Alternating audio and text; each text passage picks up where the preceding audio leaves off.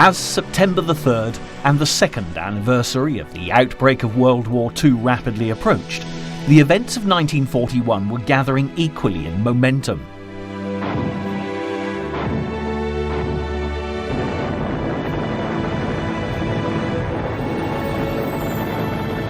In Europe, the course of the conflict had veered dramatically as Adolf Hitler, after failing to invade the British Isles, turned his attention eastwards. On the 22nd of June 1941, the Germans had invaded Russia as Hitler gave the order for Operation Barbarossa to commence.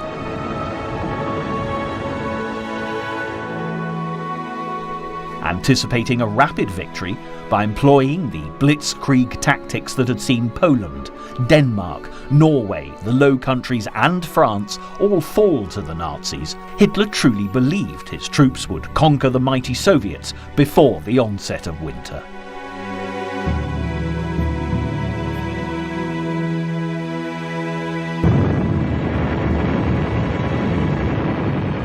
It would prove to be a huge error of judgment, as the German Führer vastly underestimated the strength of his enemy. What's more, any hopes he had of his Japanese allies attacking Russia from the east, as the Nazis advanced from the west, was soon dashed, as the Empire of the Rising Sun became rather more preoccupied with their ongoing war with China, and awakening a sleeping giant of their own, namely the United States of America.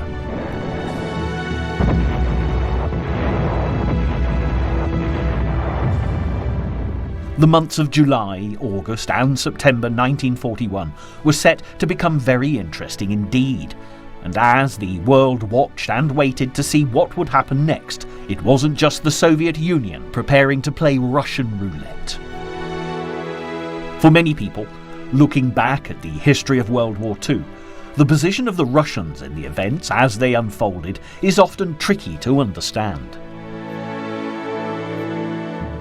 Even Winston Churchill, the British Prime Minister, described Russia as being a riddle wrapped in a mystery inside an enigma.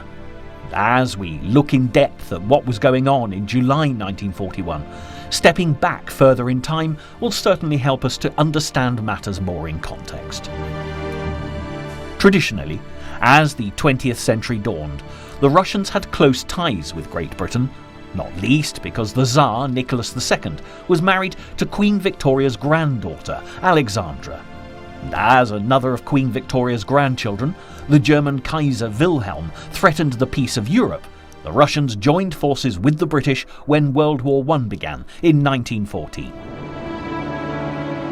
But as the battlefields of Ypres and the Somme became soaked in the blood of the young men fighting in the trenches, the mighty Russian Empire was crumbling fast, and on the streets of Moscow, Russian blood was being spilled in equal measure. As World War I raged on, the Russian Revolution of 1917 saw the working classes rise up against their capitalist overlords, triggering a brutal civil war.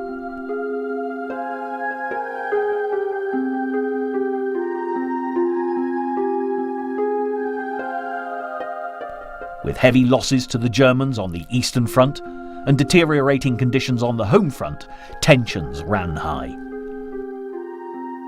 The glittering decadence of the royal family was in stark contrast to the meagre existence of the peasant classes. And as Lenin came to fore as the Bolshevik leader, the Romanov dynasty was toppled as the Tsar and his family were captured and then executed.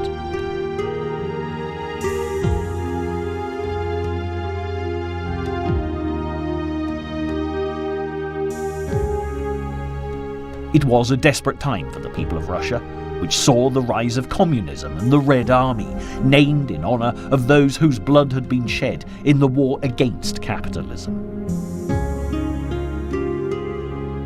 Then, when Lenin died in 1924, his place was taken by Joseph Stalin. Ironically, Lenin had warned against the threat that Stalin posed, but his wise words went unheeded. As far back as the 1920s, Winston Churchill could sum up a situation with the most telling of words, and a staunch opponent of communism, he declared that when it came to Lenin for the people of Russia, their worst misfortune had been his birth, while the next worst was his death. It proved very much to be the case, as the Russians were left floundering without Lenin, and when Stalin came to power, on human rights issues, there was little to choose between the new Soviet leader and Adolf Hitler. Stalin's Great Purge of the 1930s left the world and his own people in little doubt about what he was capable of.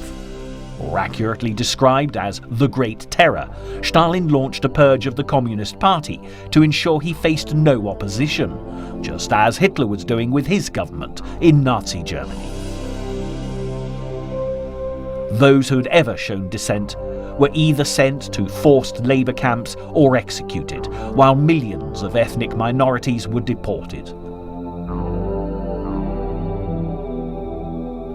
Of the 5 first marshals of the Soviet Union, only 2 would survive the purge, Budgoni and Voroshilov, both of whom would have their part to play when the world went to war for a second time. With, on average, an estimated 1,000 executions of Russians a day, the Red Army became a fierce military machine, hardened by dogma and governed by terror, capable of committing the most dreadful atrocities without questioning orders. Although vehemently opposed to Stalin, Hitler had much in common with him, and when the German Führer realised he needed to secure Russian cooperation before invading Poland in 1939, despite hating communism with a vengeance, he made a pact with them that he had no intention of keeping.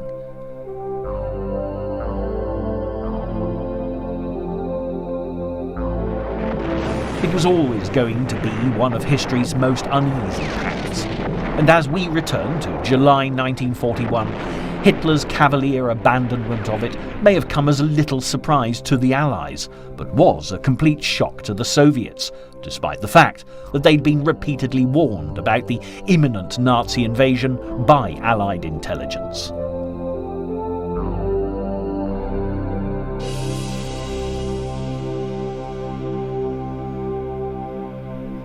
Further east again, though, events were taking place that were destined to have dramatic repercussions before the end of the year. On the 2nd of June 1941, an imperial conference was held in Japan as Hitler's most powerful ally evaluated their position. With Operation Barbarossa putting Russia and Germany at war, the Japanese were reluctant to be drawn into the conflict as they had issues of their own that demanded more immediate attention. Japan had been at war with China since 1937, which was a major undertaking. But diplomatic tensions with the USA were also escalating. It's worthwhile at this point in the proceedings to recap on events to date from the Japanese perspective, so that it's possible to put what happened throughout the latter part of 1941 into context. The Japanese had a history of disputes with America and Russia, and having spent many centuries of its existence with its ports closed to the outside world, it was a nation of great mystery. When the American naval commodore, Admiral Matthew Perry, finally forced the Japanese to open up trading links with the West, as the 19th century drew to a close, the empire of the rising sun, without doubt, felt they were being taken advantage of. What's more, with America buying the vast expanses of Alaska from the Russians and winning the Philippine Islands and Guam from the Spanish, Japan was all too aware of the growing dominance of the USA.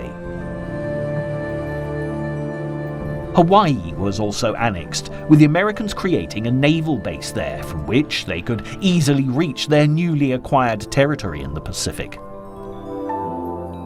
It'll come as little surprise, therefore, that the Japanese took steps to improve their military power, modelling their army on the French and the Prussians, and their naval fleet on the British. This proved invaluable when Imperial Russia edged ever closer to Korea, a country Japan viewed as a safe buffer. When the Japanese Navy attacked the Russian fleet at Port Arthur in 1904, they won a resounding victory. However, the new century was fast becoming diplomatically precarious, and just 10 years later, a melting pot of conflicts on a global scale had exploded into the First World War.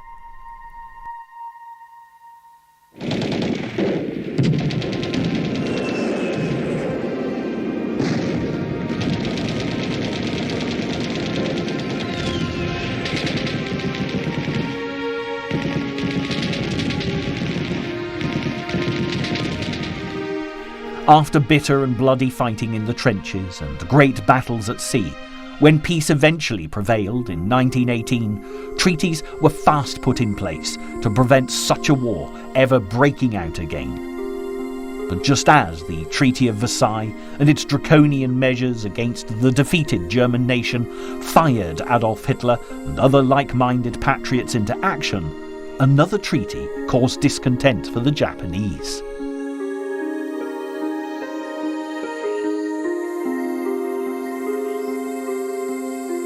The strength of the largest naval powers in the world came under close scrutiny in the aftermath of World War I, and the Washington Naval Treaty was signed between America, Britain, France, Italy, and Japan, agreeing limits for each signatory's navy.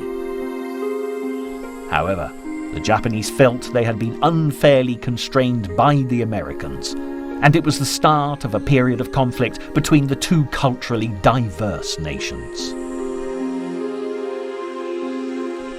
Prince Fumimaro Kunoe, who would eventually become Prime Minister of Japan, was sceptical of Western intentions at this time, and was particularly concerned about the lack of natural resources available to his tiny island nation.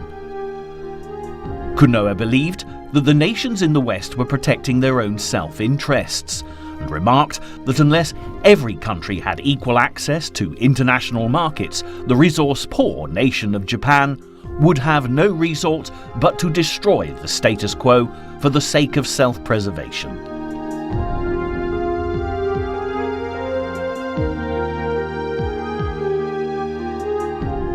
Within a decade, the fragile foundations of peace that the Treaty of Versailles had attempted to construct were under threat, and Kunoe's predictions were to become reality. The Wall Street crash of 1929 sent the world spiralling into an economic depression, and Japan was forced to look further afield for supplies of raw materials to feed the country's dying economy.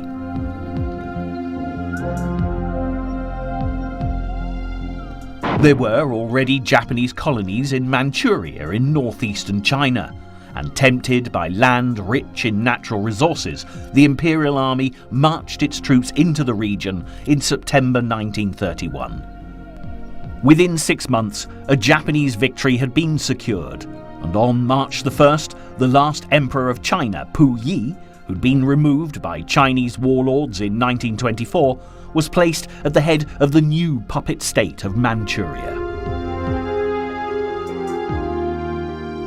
The region itself was renamed Manchukuo, and soon the army began to draw up plans for settling 5 million colonists in China within 20 years.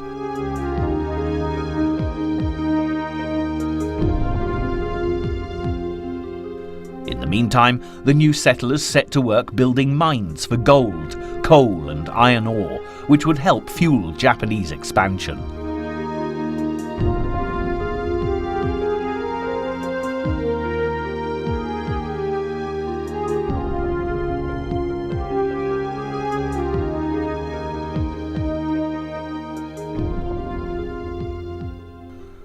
Timber industry thrived, and farmers were encouraged to grow opium poppies, the sale of which would help fund the Imperial Army. Before long, there was a dramatic increase in opium smoking, and soon a quarter of Manchurian's population were addicts. But while Japan reaped the benefits of their venture into China, their actions were condemned by the West. The League of Nations, set up after the First Great War to prevent further acts of aggression around the world, refused to recognise Manchukuo as an independent state and instructed Japan to pull out of the area. However, in February 1933, a Japanese delegate, Yosuke Matsuoka, responded to the representatives of nations from around the world, telling them that Manchuria was a matter of life or death for Japan. It is a matter of common knowledge that Japan's policy is fundamentally inspired by a genuine desire to guarantee peace in the Far East and to contribute to the maintenance of peace throughout the world. Japan, however, finds it impossible to accept the report adopted by the Assembly. As Matsuoka marched from the hall, it marked Japan's withdrawal from the League of Nations and the beginning of increasingly fraught relations with the West. By 1936, Japan had renounced the Washington Treaty, and by 1937, after 6 years of sporadic battles, the conflict between China and Japan had escalated in size and intensity. On July the 7th, as tensions heightened between the troops of the Chinese leader Chiang Kai-shek and the Imperial Army of Japan, an incident at Marco Polo Bridge to the south of Beijing led to full-scale war between the two countries. Beneath the watchful eye of the West, Japanese troops began to pour into China, led by the military commander Hideki Tojo, and were soon mercilessly ravaging the vast nation. There were many in Tokyo who were appalled that the army seemed to be pushing forward on their own initiative, and Prince Konoe, who had by now become Prime Minister of Japan, realised that his government had little or no control over the army. By December 1937, the Japanese army had reached the capital of China, Nanjing, and launched a terrifying attack on its inhabitants that would see hundreds of thousands of innocent civilians massacred.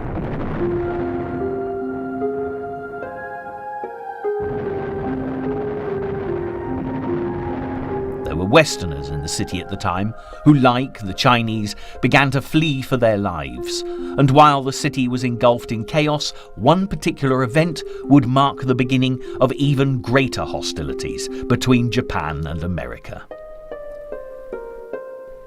Many military personnel and civilians had boarded the USS gunboat Panay to escape Nanjing, and on December the 12th, 1937, to the horror of those on board, Japanese naval planes began to dive towards the ship, bombarding it with explosives. While bomb blasts tore through the deck, many were injured and 3 Americans were killed. It was a grave moment for diplomatic relations between America and Japan. And to make matters worse, a newsreel of the event was soon on its way to President Roosevelt in Washington. With such an open demonstration of hostility, the American president had every reason to declare war. But while the memories of the First Great War still hung over the nation, the United States had been keen to take an isolationist stance and steer clear of conflict for the time being. Meanwhile, many of the Japanese had expressed their remorse for the incident. Vice Admiral Isoroku Yamamoto made a formal apology to the United States for the Panay incident. He was a Harvard man who'd spent time as a naval attaché in America and was well aware of the considerable naval power that America wielded. He was also more aware than anyone else of the dangers of going to war with a nation as powerful as the United States. To the relief of the Japanese government on Christmas Eve 1937, the president accepted the apology from Tokyo, but while the war continued in China, Roosevelt was increasingly disturbed by the tales of atrocities filtering back to the West. The Japanese military had little respect for human life, and their use of biological weapons and terror bombing was killing millions of civilians throughout China. After the Japanese firebombed Chongqing in May 1939, killing 5,000 people in 2 days, America made decisive moves towards preventing further Japanese brutality.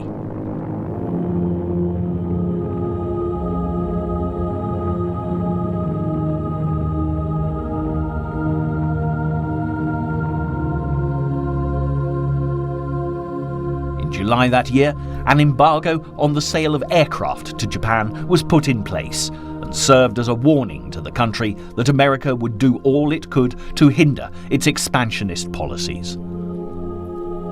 By the time war had broken out in Europe, Roosevelt took further measures and by signing the Lend-Lease Act in March 1941 promised aid not only for the British in their fight against Nazi Germany, but also for the Chinese as they battled against the Imperial Army.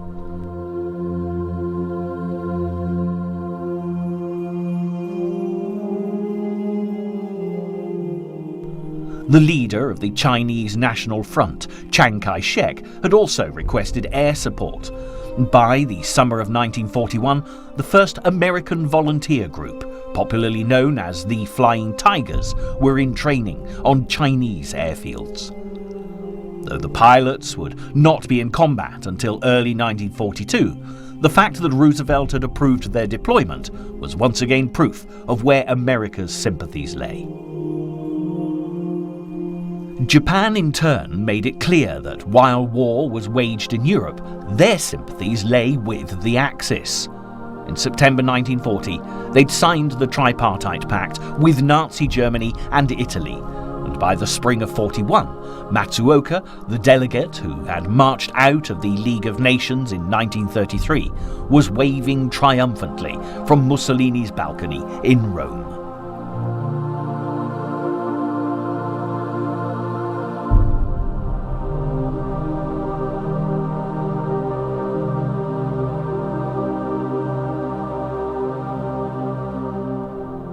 Matsuoka, who was by this time the Japanese foreign minister, had been educated in America and had lived there for 9 years. But despite his Western upbringing, Matsuoka was obsessed with the idea of an Anglo-American conspiracy aimed at Japan, and it was these fears which had drawn him closer to the belligerent nations of Nazi Germany and Fascist Italy.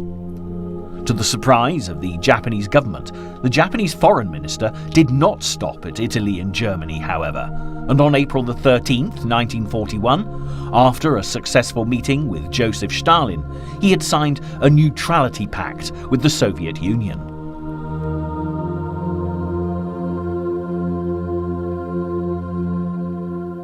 It was certainly not what the Japanese government had expected, and officials were left bewildered by their foreign minister's radical new policy. Russia was Japan's hereditary enemy and had penetrated into the folklore of the people even before Commodore Perry's expedition in 1853 signalled the beginning of hostilities between East and West.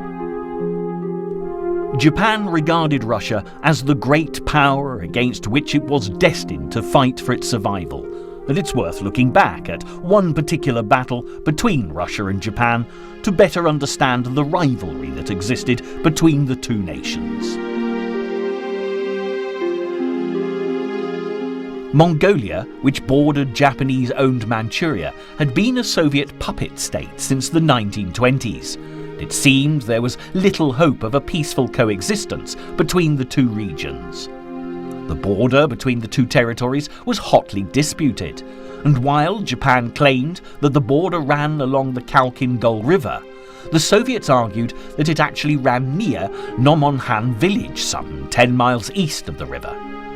The argument continued throughout the 1930s, and there were frequent military clashes between Japanese troops and Mongolian and Soviet troops. But the most decisive engagement of the Soviet-Japanese border war would be the Battle of Khalkhin Gol. In fact, this particular battle would also have a major significance in the history of the Second World War.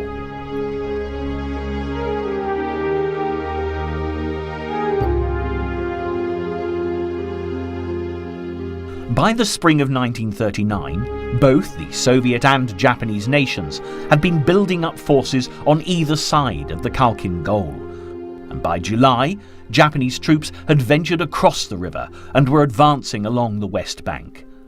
They faced fierce opposition, however, led by a relatively unknown Soviet commander at the time. Georgy Zhukov was the son of a village cobbler and had led the life of a peasant until conscripted into the army. During the First World War, however, he proved his military expertise and was soon promoted to the rank of officer for his bravery in battle. Later, Zhukov joined the Bolshevik Party, where his background of poverty became a great asset, and he was one of the few officers who survived Stalin's Great Purge of the Red Army. Renowned for his detailed planning, discipline, and never-give-up attitude in battle, Zhukov would eventually become one of the greatest generals in the Soviet Union, and certainly dissuaded the Japanese from ever picking a fight with the Soviets again.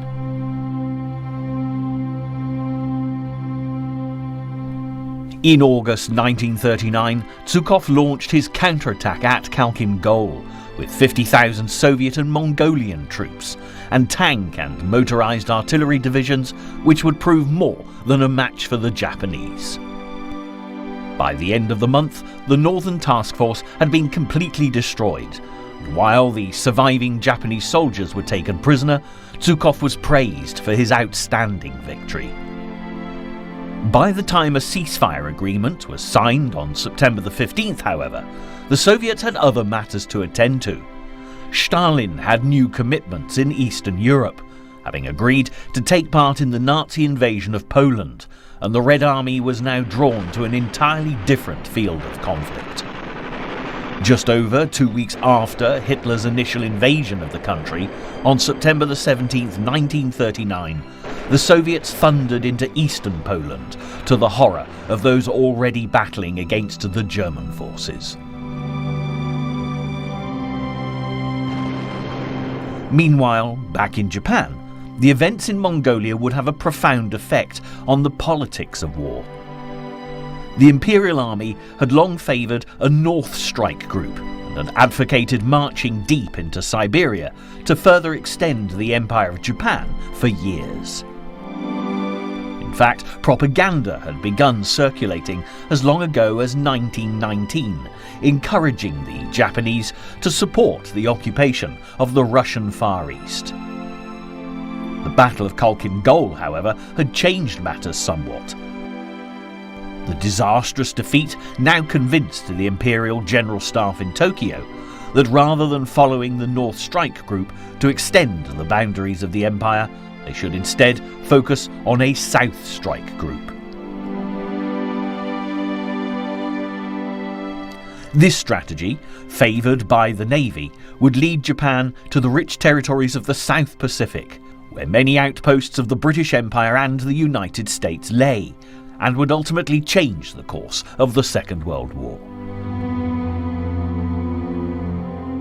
In the meantime, by the summer of 1941, although the Soviets were assured that there was no longer a Japanese threat to their eastern borders, Hitler had renounced his non-aggression pact with the country, and there was a vast Axis army now crossing their southern borders.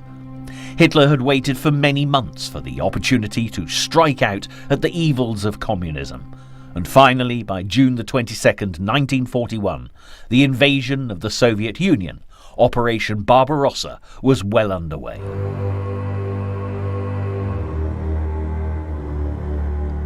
The German armed forces were divided into 3 army groups, North, South and Centre, and had the overall objective of reaching the Ural Mountains in the north and the Volga River in the south. Army Group North would march through the Baltics and either take or destroy the city of Leningrad, now known as St. Petersburg.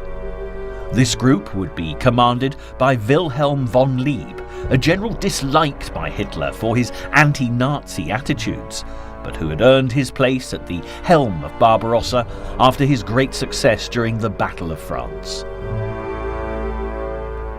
Meanwhile, Army Group South would strike through the agricultural heartland of the Ukraine, taking Kiev before continuing eastwards in the direction of Stalingrad on the Volga River and the oil-rich Caucasus. Group South would be led by Gerd von Rundstedt, who'd seen action in Poland and France, and had also helped plan the invasion of Britain, Operation Sea Lion. Fedor van Bock, who had led an army into the north of Poland in 1939, would command Army Group Center, and it was Bock's army which would advance to Smolensk and then towards the glittering prize of Moscow.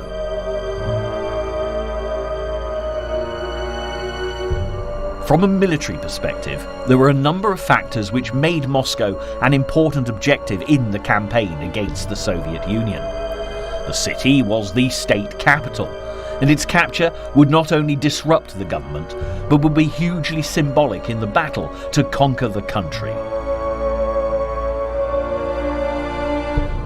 Moscow was also a large industrial centre and an important hub in the Soviet railway network, which meant that if it was lost to the Nazis, links with the rest of the country would be cut off. Leningrad would be left vulnerable to the northwest, and Soviet contact would be severely weakened to the south, threatening the defence of the Ukraine. But while Nazi generals were convinced that Moscow should be attacked first, Adolf Hitler believed that Leningrad should take priority over the Soviet capital. During the planning stages of Operation Barbarossa, Hitler, believing himself to be a military genius, had frequently ordered Leningrad first, the Donetsk Basin second, Moscow third, while his generals quietly harboured doubts about the capabilities of their Führer when it came to military strategy. But though the differences in opinion would eventually prove damaging to the campaign in Russia, the initial invasion was hugely successful. An Axis army of 3 million men swiftly broke Soviet defence lines, and while forces advanced more than 20 miles a day, by July, Army Group North had charged through the Baltic states, closing in on Leningrad. Army Group Center had encircled Minsk, and Army Group South was marching on Kiev.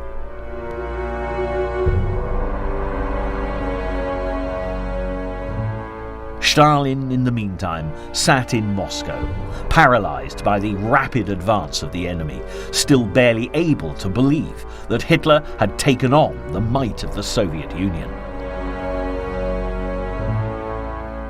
It took almost 2 weeks for the Soviet dictator to resume control, but finally, on July the 3rd, the disorganised forces of the Red Army were given direction, as Stalin addressed the entire country and called for a great patriotic war against the invader. In his speech, he appealed not only to communist ideals, but to Russian nationalism, and as the Soviet people heard the voice of their leader for the first time, soldiers and civilians alike rallied to defend their country.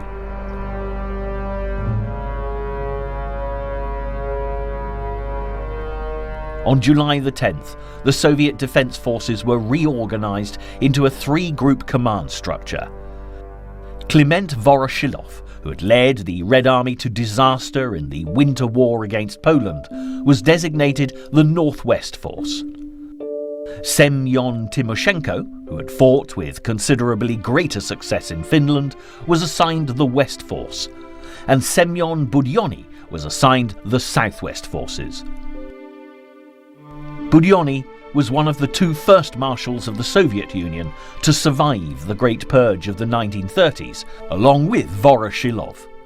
Zhukov, in the meantime, had been promoted to Chief of Staff and would coordinate the defence of the Soviet Union. Since Russian officers lacked the expertise or authority to direct large-scale operations, the Soviet groups would be nothing like the Germans' army groups.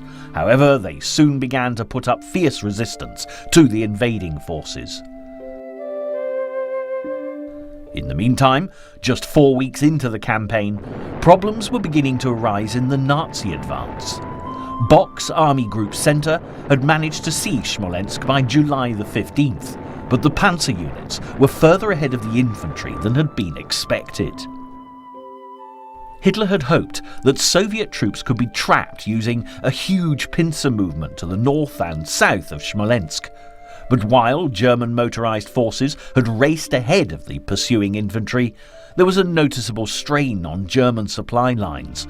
The gap between the two armoured pincers was unable to close until it was too late, and thousands of Soviet soldiers had escaped.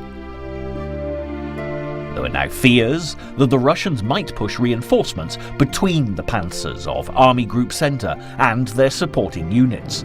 And while Army Group South was encountering problems on its way to Kiev, with heavier opposition than expected, Hitler made a radical decision.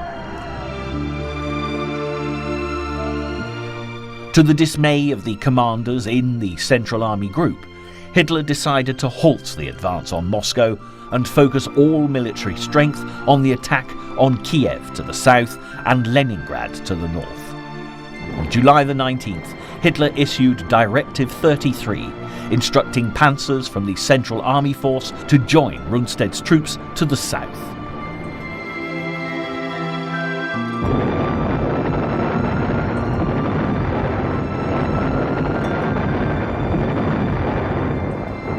The plan was not popular with the German Army High Command, and in the following weeks there were many meetings to debate the issue. From mid-July to mid-August, the discussions would continue, and as time slowly slipped away, the Germans were wasting the most favourable weather for the war on Russia. While the debate continued, Stalin, wary of the great threat to the Soviet cities, now turned to Winston Churchill for assistance and suggested the British open a war front in the west by attacking France.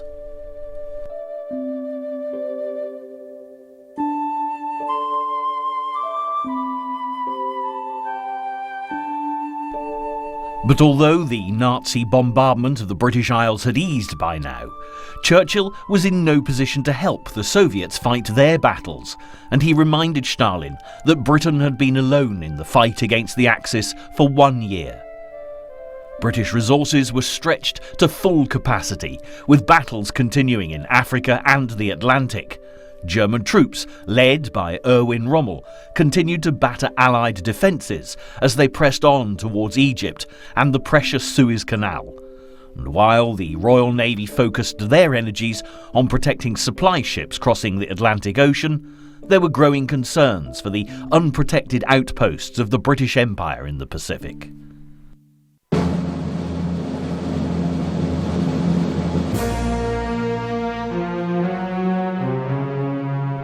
Malaya, Burma, Singapore and Hong Kong were all precious British colonies, and these lay vulnerable to attack while Japan remained allied with Germany.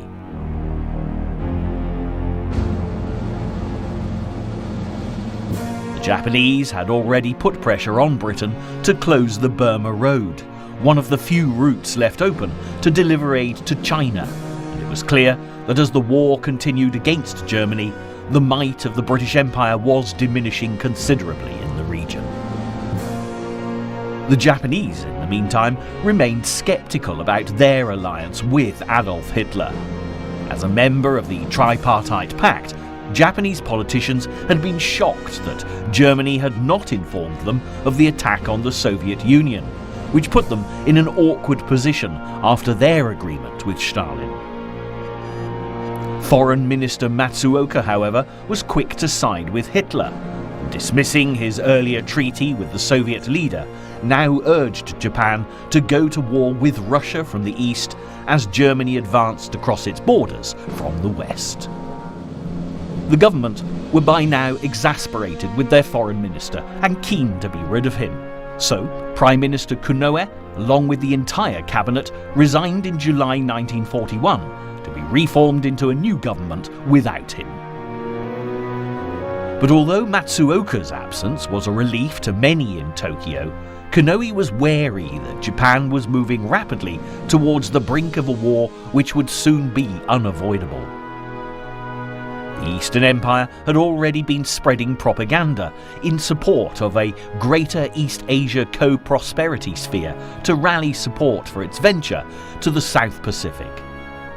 The government claimed that this enterprise would place the people of Southeast Asia and China under the protection of Japan.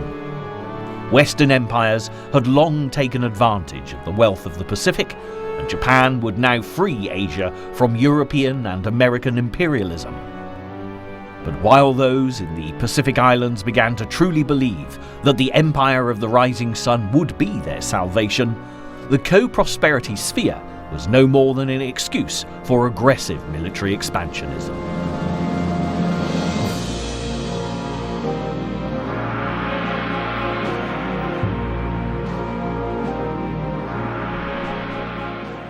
In early July, American intelligence picked up a message from an imperial conference held in Japan, which stated that preparation for a southward advance should be reinforced.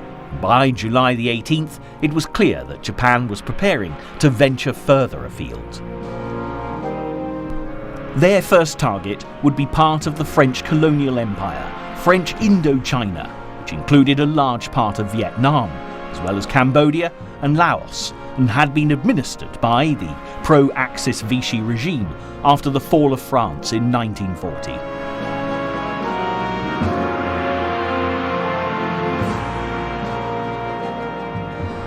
The Japanese had been making demands on Indochina for months, but finally Vichy officials gave in to pressure and reluctantly signed a treaty with the belligerents on July the 24th, allowing them to occupy air bases in the south of the country.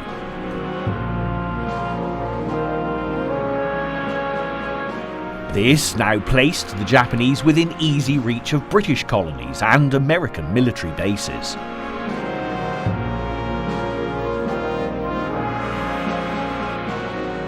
Meanwhile, as the threat of a Japanese attack in the east began to grow, Roosevelt made another bold move in the economic war he was waging on Japan, placing an embargo on Japanese trade in oil and steel.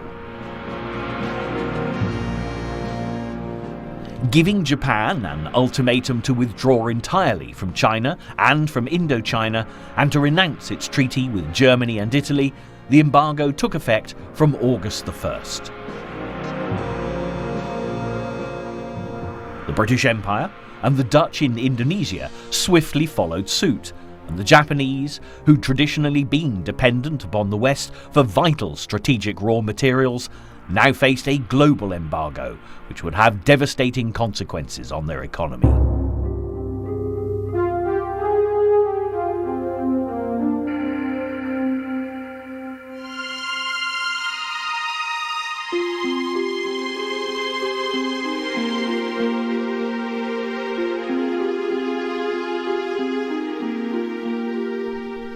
Japan had only stored enough oil for 2 years, and with no hope of replenishing these stores from America, the chief of the Imperial Japanese Naval General Staff, Osami Nagano, announced that there was no choice left but to fight in order to break the iron fetters strangling Japan.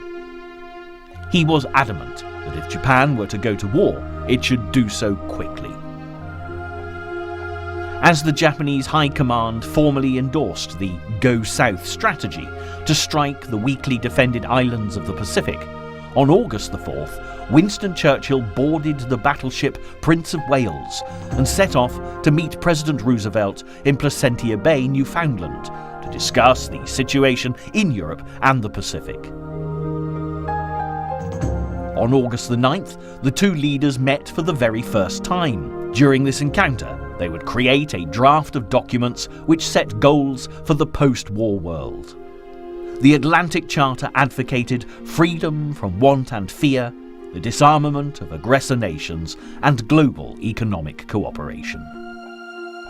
It was indeed the first step towards the creation of the United Nations, but while the British and Americans celebrated their quiet alliance against the Axis, to the Japanese, the Atlantic Charter may as well have been a declaration of war and was considered a blueprint for Anglo-American world domination.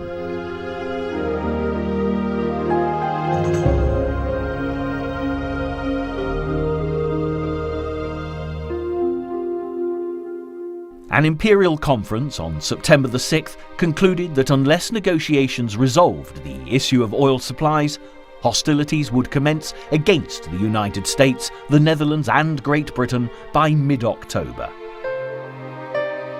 The Japanese Navy had already begun preparations for war, and Admiral Yamamoto, who'd been eager to avert conflict with America back in 1937, had concluded that if war was truly unavoidable, the only way to succeed against the immense naval forces of the country was to attack the American fleet before it reached the Far East.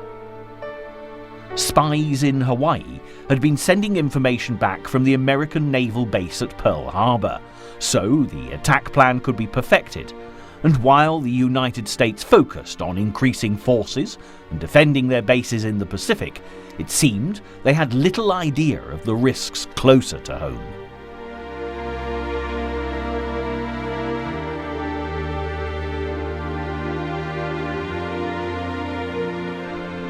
In the meantime, there were some in the Japanese government who were still reluctant to go to war with America. The Prime Minister, Konoe, urged a meeting with President Roosevelt so matters could be negotiated, even offering to travel as far as Hawaii at a moment's notice. But until Japan accepted the ultimatum set, Roosevelt's Secretary of State, Cordell Hull, concluded that there was little reason for the two leaders to meet.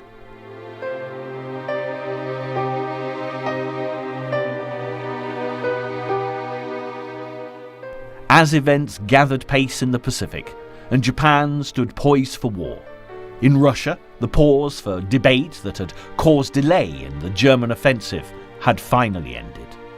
Hitler had refused to back down in the face of military opposition to his plans, and as the panzers of the Centre Army Group now moved south to meet Rundstedt's army advancing on Kiev, by August the 23rd, the attack had resumed.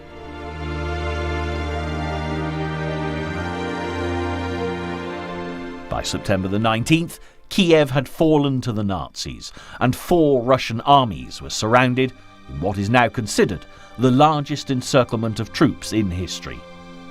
According to German claims, 600,000 Soviet troops were captured in an unprecedented defeat for the Red Army, left to the mercy of the Nazis. The fate of many of these men would be worse than death, as they were sent to Buchenwald concentration camp in Germany.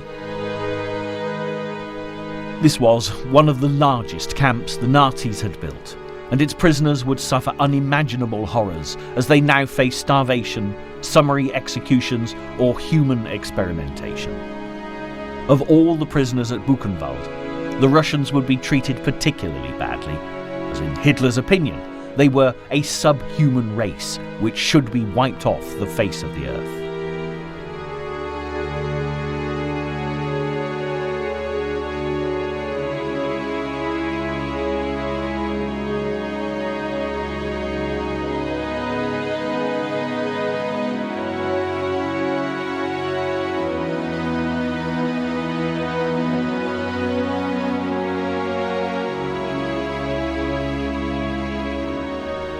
The loss of so many Soviet troops as Kiev fell would be disastrous for the Red Army, and as the Nazis made headway in the northeast, there was now the added danger that Leningrad would be lost. The Nazi General Lieb, leading Army Group North, had received tank support from Army Group Centre as well. By the end of August, the 4th Panzer Army had broken through Soviet defences and was within 30 miles of Leningrad. Meanwhile, the Finnish army closed in from the north around Lake Ladoga. The soldiers of Finland played an important part in the success of the campaign on Leningrad, and on September the 6th, Baron Mannerheim, Commander-in-Chief of the Finnish Defence Forces, received the Order of the Iron Cross from Hitler for his command in the campaign. However, when urged to continue the attack on Leningrad, Mannerheim and the Finnish government were reluctant to commit themselves fully to an Axis war and declined. Their aim had been to gain more territories in the east and reclaim land lost to the Soviets during the Winter War of 1939-40, not to capture Leningrad. But even without the aid of the Finns, Leningrad's fate already appeared to be sealed. The Soviet city, which stood on the Neva River at the head of the Gulf of Finland, was one of the most precious cities in Russia, and Hitler was eager to destroy it and annihilate everyone within it. German forces surrounded the city, cutting off all supply routes to Leningrad, and facing defences organised by Marshal Zhukov, began to lay siege to the city. In the chaos of the first months of war, no evacuation plan had been prepared for the inhabitants of Leningrad, and as food supplies diminished, soon hundreds of thousands of people were dying of starvation. People were reduced to eating anything they could find, and in some cases, some even reverted to cannibalism.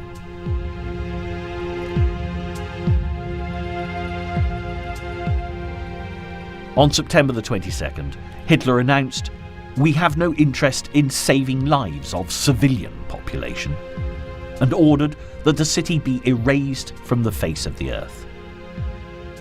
The siege would continue for 872 days, and by the end of this time, over 1 million people would have died in Leningrad. With both Kiev and Leningrad facing destruction by the Nazis, by the end of September, Hitler ordered the advance on Moscow to commence, declaring, "After 3 months of preparations, we finally have the possibility to crush our enemy before the winter comes."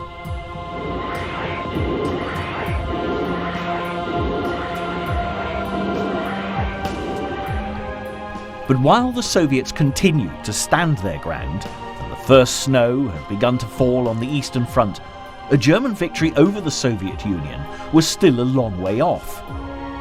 The bitter Russian winter would promise disaster for Hitler's war on communism, and the battle that the Nazis had hoped would be over within months was only just beginning. In the meantime, as Japan's deadline to end negotiations with America approached, it seemed that the winter of 1941 would see the most dramatic turn of events in the Second World War to date.